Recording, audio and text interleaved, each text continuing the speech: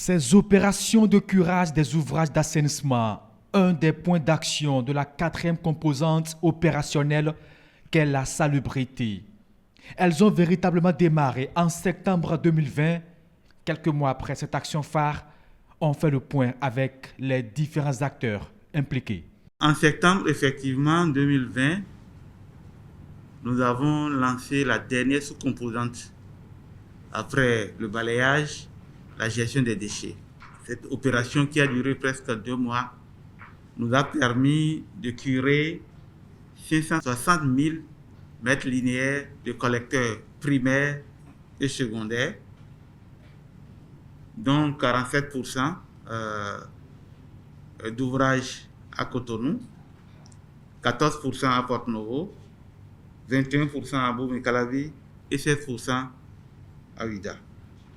Plus de 560 000 mètres linéaires de collecteurs primaires et secondaires débarrassés de tout déchet.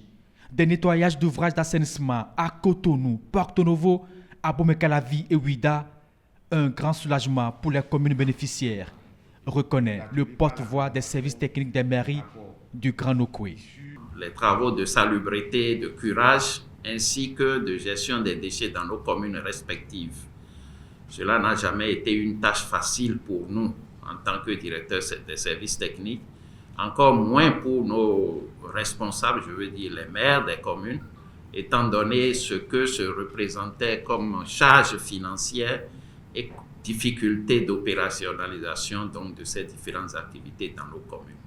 Et je puis dire que malgré les difficultés de démarrage qu'ont connues donc ces activités, à la date d'aujourd'hui, c'est quand même une satisfaction de voir le niveau d'atteinte donc des objectifs que se sont fixés les différents maires des différentes communes et le gouvernement en vue donc de faire de nos communes des villes propres.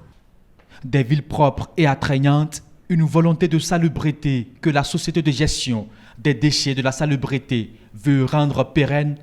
Elle lance d'ailleurs la deuxième phase de cette opération de curage, doublée des travaux d'entretien des rues asphaltées.